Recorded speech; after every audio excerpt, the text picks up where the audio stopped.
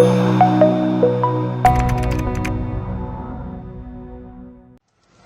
الرجال؟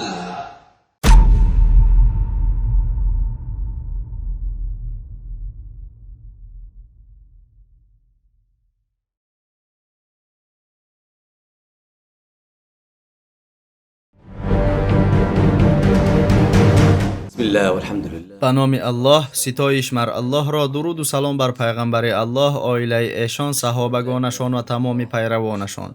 شهادت می دهم که نیست معبود جز الله و محمد رسول اوست.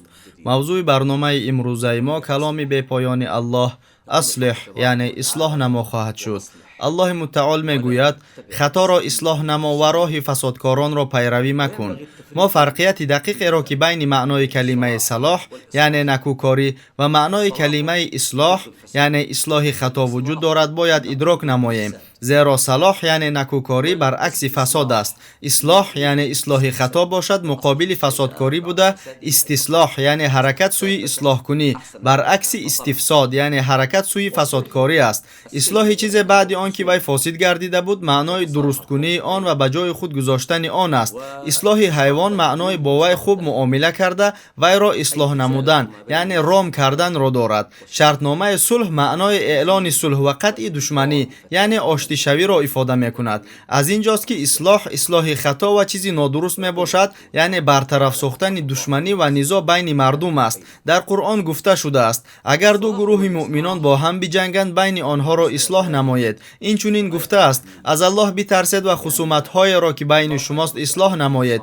صلاح و اصلاح یعنی درستی و درست کنی خطا مسئله است که برای هر شخص دارای اهمیت بزرگ می باشد. زیرا انسان حتما باید نسبت خود راستکار باشد و خطای دیگران را نیز اصلاح نماید تا که کارهایش در مسیر درست قرار گرفته احوال بندگان الله نیز اصلاح گردد. امام سرخسی گفته است صلاح یعنی نکوکاری این اجرای کاری مهم و ترک یعنی دورشوی از کار است که از آن بازداشته شده است. امام ابن تیمیه گفته است صلاحی یعنی نکوکاری انسانها توسط امر به معروف و نهی از منکر به دست می آید چونکه نکوکاری در این حیات و نکوکاری بندگان الله بغیر از امر به معروف و نهی از منکر با چیز به دست نآید و عیناً با طفیل این کار امت بهترین امت گردیده است که برای انسانیت برآورده شده است. زیرا او تعالی گفت پروردگار تو شهرها را ستمگرانه نابود نسازد مادامی که اهالیشان اصلاح کار یعنی مصلحون باشند. او تعالی گفته است ما پیغمبران را تنها چون بشارت دهنده و آگاه کننده میفرستیم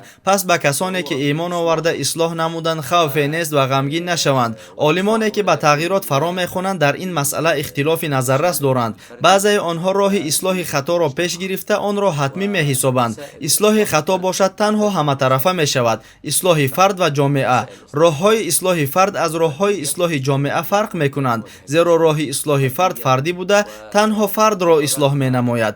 طلبات در این بابت خیلی کم بوده پاداش نیز متناسباً اندک می باشد. اما اصلاح جامعه برعکس مهنت جدی با غیرت و دشوار را تقاضا می کند که آن امر به معروف و نهی از منکر است. کسانی که به اصلاح فردها پرداختند دقت خود را به واسطه های راههای رسیدن به این هدف نگرانیدند و برای عملی سازی این هدف عادی من نمیگویم که آن هدف پست بود کوشش های زیاد صرف کردند ولی حالت جامعه همچنان فساد زده باقی ماند خصوصا بعد آنکه خلافت اسلامی برهم خورده سرپرستی که آدمان را روانه ساخته آنها را اصلاح می نمود از بین رفت و مسئله شخصانی که به اصلاح همه جانبه و عمیق جامعه شروع نمودند اگر آیم پس در چنین اصلاحات نکوکاری جامعه و فرد و این چنین دوامناکی دائمی نکوکاری نهفته است و قسم که گروه دوم عیناً آن کسانی هستند که سزاوار پیش بردن این امت سوی صلاح و اصلاح می باشند زیرا اصلاح یعنی اصلاح فساد تغییرات را افاده می کند و حالان که نکوکاری یعنی صلاح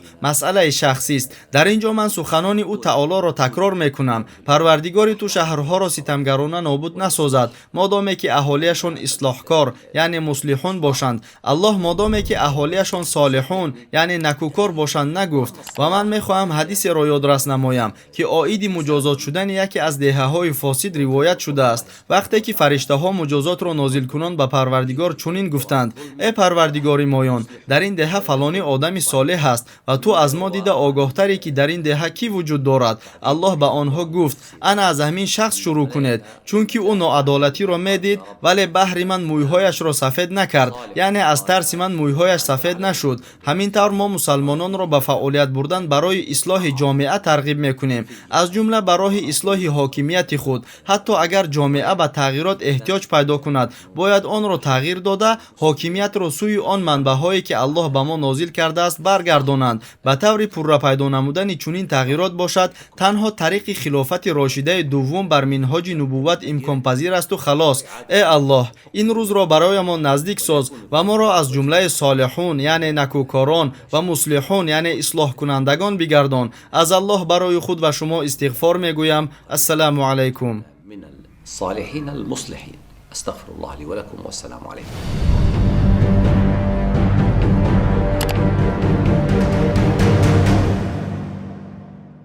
тамошобинони гиромӣ, агар хоҳед ки наворҳои мо зуд ва бардавом бароянд, пас зер кардани тугмачаи лайкро фаромӯш накунед. албатта дар шабакаи мо обуна шавед ва видеоҳои моро ба дигарон бирасонед, зеро расонанда мисли амалкунанда соҳиби мукофот мегардад.